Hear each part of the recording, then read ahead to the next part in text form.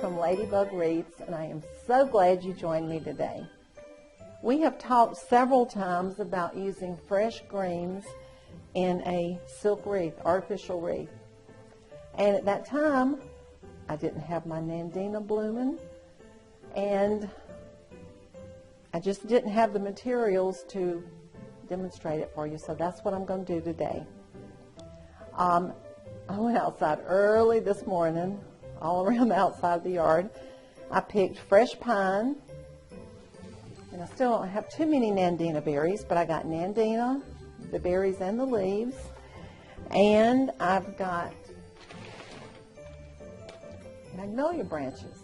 Well, it looks like a magnolia tree, but I've got magnolia branches. Okay, we're going to, I've got sticky on my hand. We're going to start with a big green artificial wreath. This is one that I just had in my attic. I used it for something one year and then I took it back out. I'm going to use one of our pipe cleaners and I'm going to put a hook on the back of it real quick. That's what we always use to hang our wreaths with, and that's what these pipe cleaners are what we use to tie our bows with. And they just make it really simple and easy, and they don't hurt your hands. So see, I just wrapped it around there, and now I'm going to twist it. And I've got a loop. We usually use moss green, and it doesn't show up as much, but all I have is red today. And I'm going to hang it on this hook on my easel. Actually, I'm going to go up a little bit higher. Okay, now we are ready. I like the look of a fresh wreath. I like it a lot, but I hate having to stick it in those straw forms, and I hate having to stick it in a styrofoam ring. And sometimes they make the wire ones where you bend the little loops over it, and that's awful too. And this is going to be so simple you won't believe it. I'm not going to even cut this stem. I'm going to stick it in there, and see, every one of these little fingers that come out from an artificial wreath is wired. So I'm just going to wrap it around this one and give it a twist. And that's, if you want to twist it again down toward the bottom, you can. But that's in there to stay. Well, at least as long as you want it to stay. You know, the fresh will eventually die. All right, now this one is a little bit longer. And I like my wreaths to kind of hang out some at the bottom. So I'm going to tuck this up in here and let this long one, this long branch, come out the bottom of my wreath. I'm getting these two little fingers and I'm twisting them together. I'm going to twist it again right here to hold this up in here a little bit tighter. And I want this to come over to the left just a little bit, so I'm going to twist it just a little bit more. See, it's not going to take much using these big branches. And if you'll notice, as I'm doing these, I'm having them all pointing in the same direction as I go around. I'm not going to put one that way and then come back and put one this way. I'm going to tuck this one in. Now you can do a smaller version. You can start out with a smaller wreath, and you can cut your pine up a little bit more than I did. I already love the way this is looking.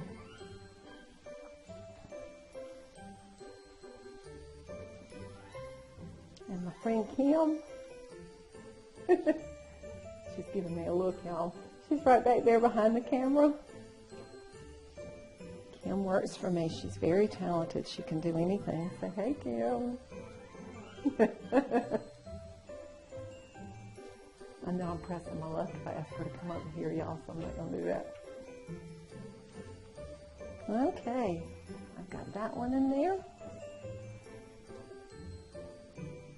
Can y'all see how pretty and full and natural this is already looking?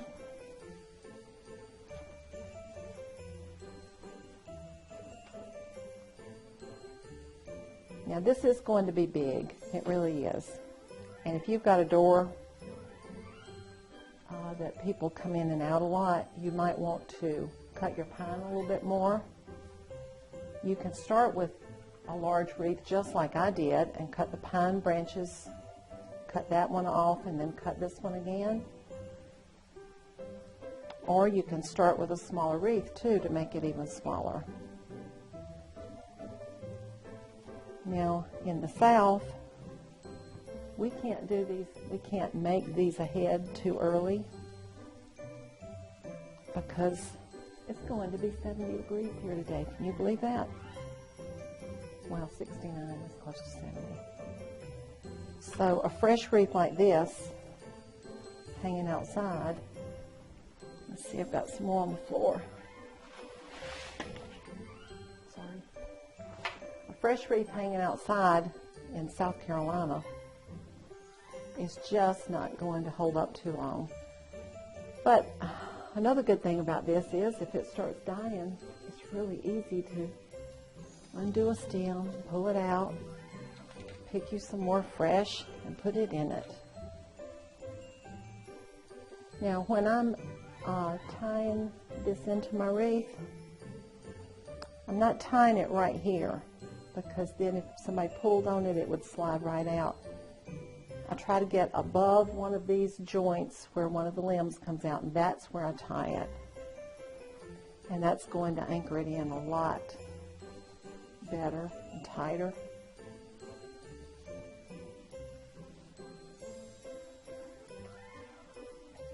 I have gotten, gosh, I didn't even count how many emails from a lot of you who got my, who viewed my Christmas video that we did last week that went out in my newsletter. We were just doing an inexpensive wreath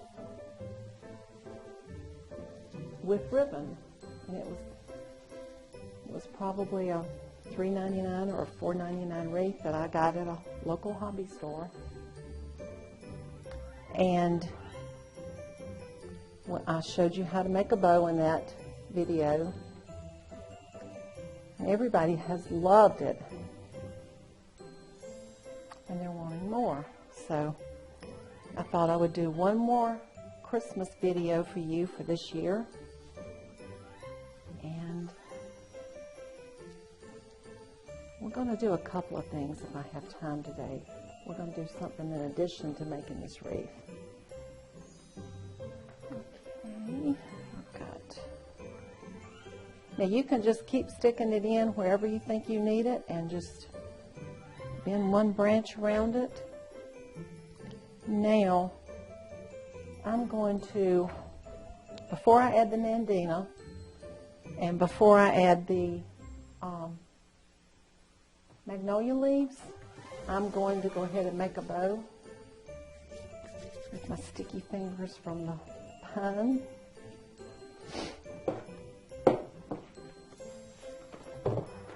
All right. This is the ribbon.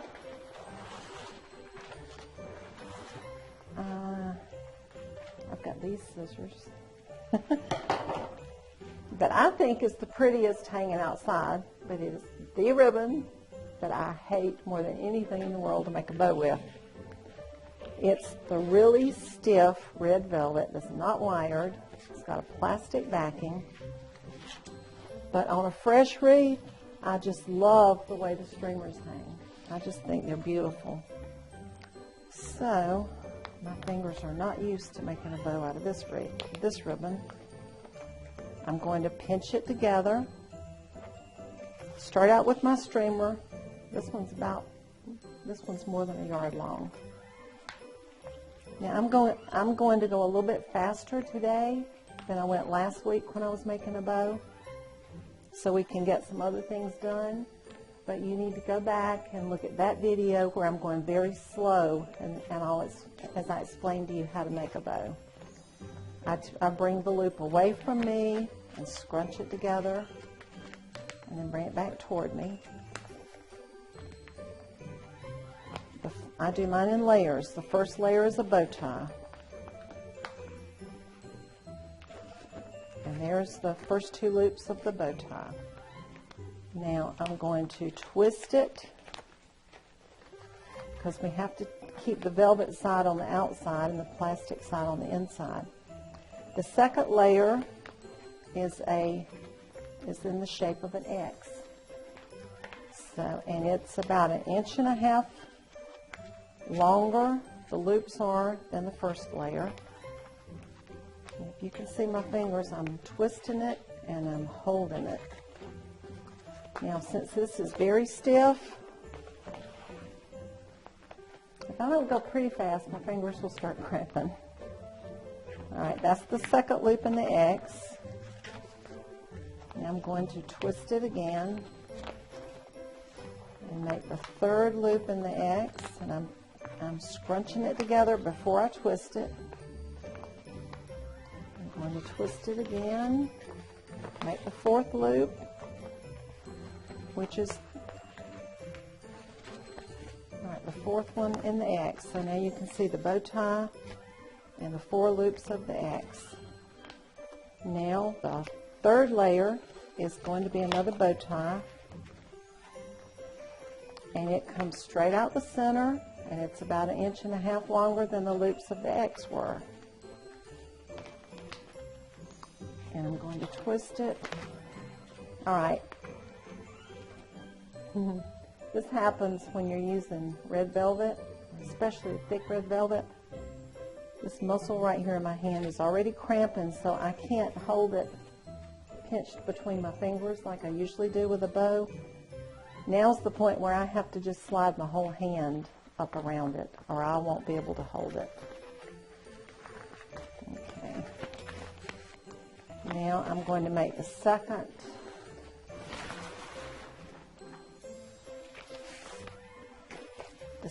loop in this bow tie.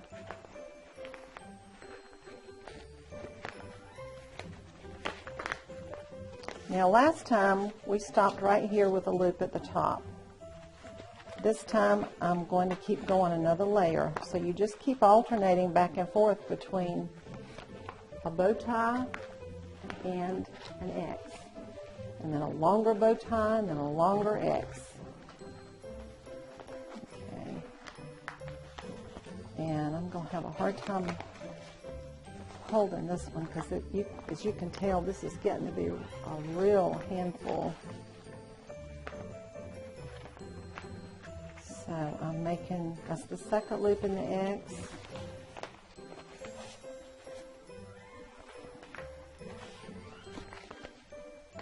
This is the third loop in the X. And you can tell this is not wired ribbon because it's kind of flopping over, but when I get through, as stiff as this is, it's going to hold its shape. And it can be out in the rain and the wind, and it still holds its shape. Okay, this is where I'm going to stop. I'm going to put a loop at the top of my bow. I'm going to twist this so that it comes straight up with the velvet part showing. I'm going to bring it up and scrunch it and bring it back down so that it comes out on the left side of my bow. The first streamer was on the right side, but the last streamer is on the left side. Now this is harder to tie also, so I'm going to use 2 pipe cleaners together to hold this one. And I've actually broken pipe cleaners before as I've been twisting them trying to tie the red velvet bows. Now I'm really bending it up so I can pull this very tightly.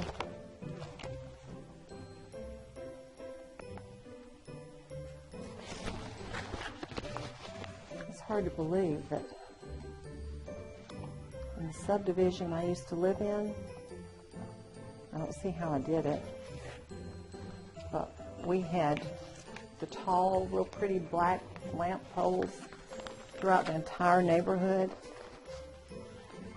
I made 24 of these bows in one afternoon, excuse me, that were bigger than this one, that had 4 streamers each. Okay, now, as you can see, I'm pulling, here's the center, I'm sorry, these are the center bows, that's the bow tie. The X loops, I need to pull up a little bit and down a little bit, so that's what I'm doing right here. And turn it over, and I'm going to do the same thing on this side. This is one of the X loops. It's going up, another one's going down, and then on the back one, one's going up, another one's going down. Now, this is like when I'm making the wired ribbon bows. I told you I shape them as I go. Now, I did shape this as I went, but as you can see, it's taking a little more working with it to make it stand out and look, have every loop exactly where I want it to be. Okay. I can just keep pulling at it forever, but I guess I better stop. Now, I'm going to use the 2 tails of the pipe cleaner, and I'm going to thread it in through. All right, this wreath is made with 2 rows of wires at the back. Always make sure your pipe cleaners grab hold. I gotta get around to the back of it. Make sure they grab hold one of the wires, and then twist it very tightly.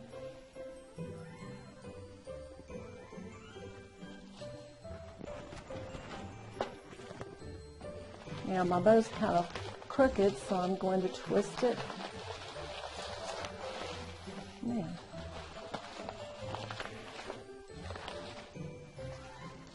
I can bring some of these pine loops up inside the bow. I'm going to take the streamer back down on this side.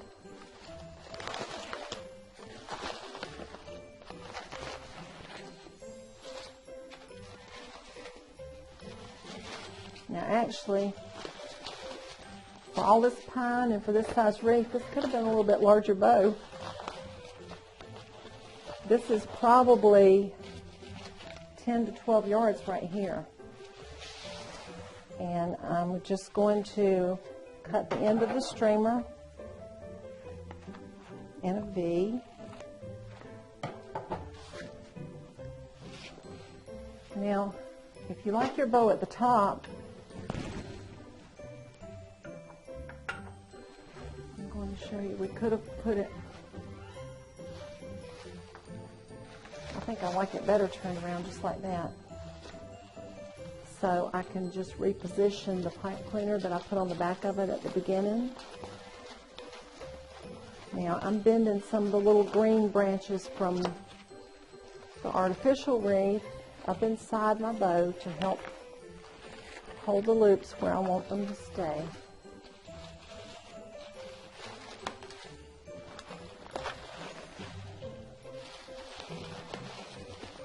Okay. All right, that is beautiful.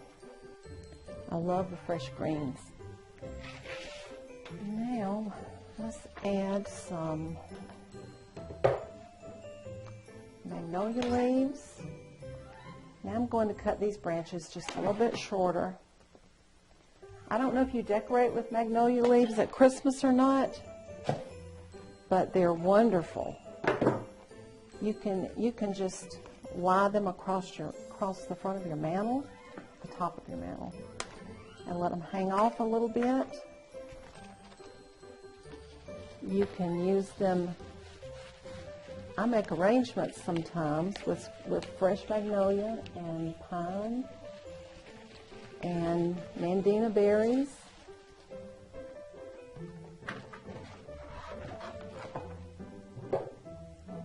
this one a little bit.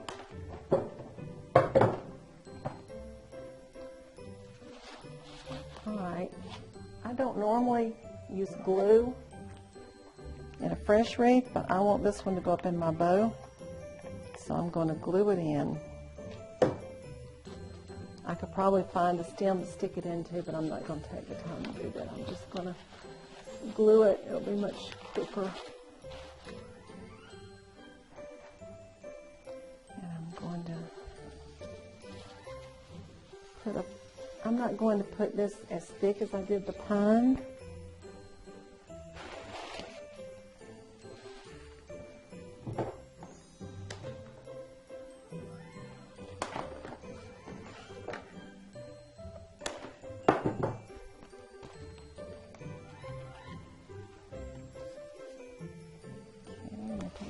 Down here. A lot of times when I'm making something this big and I'm standing right up on it, I can't get the full effect of it till I back up. Is everything looking even, Kim?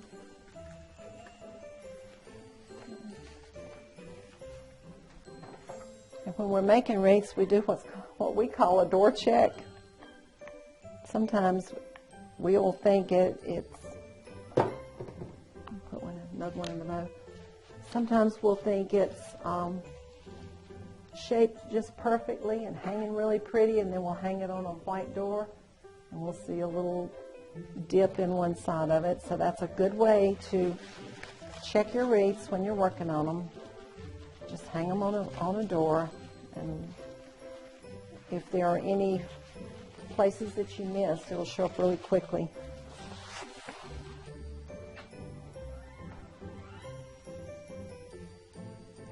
Now this, if you like magnolia leaves, you can keep adding. You can add a lot more than I added. For the sake of time, I'm just going to move on to mandina berries.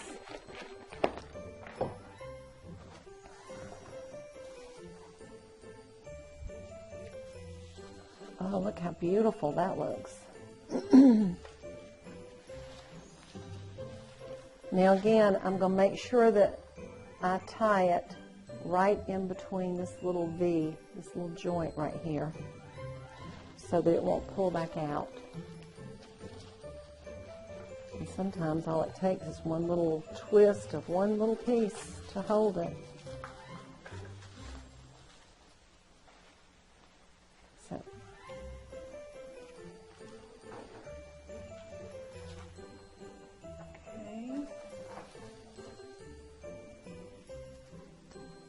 Going to put another piece up here near the top. I'm not going to even anchor this right now. I'm just going to tuck this in so you can see how it looks.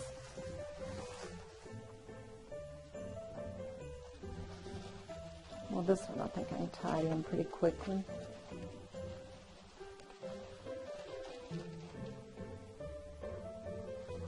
I didn't have too many berries. I've only got just a few little clusters of berries.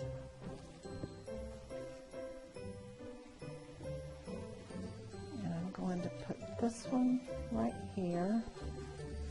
You might want to pull some of your pine out around it, on top of it. Now, I've still got some of the leaves, and they are beautiful, so I'm going to trim a few of those off.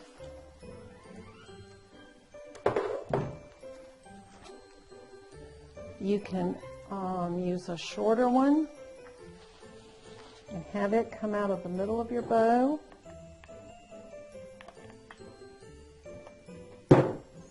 Now when I'm using the glue gun, I'm very careful. I've gotten burned a lot of times. And we use hot glue. I think it just holds much better. So if you use hot glue, you're going to have to get used to running just a little bead along your stem. You don't want so much that it drips off.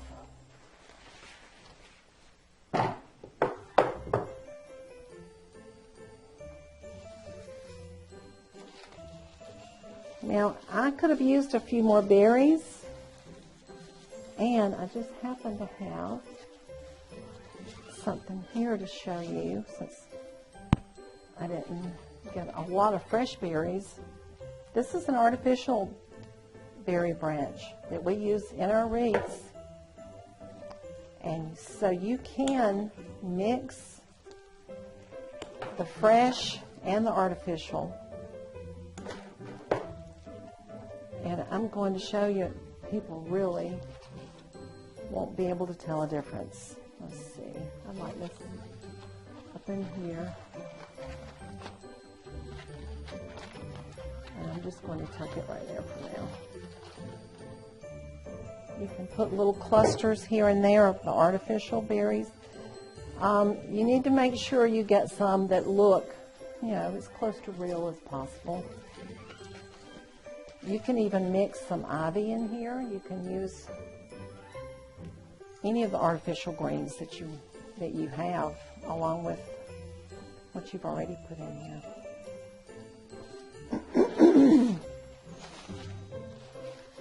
Okay.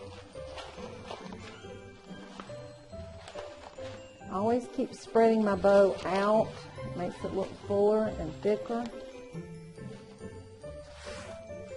Now, we have let me turn this around.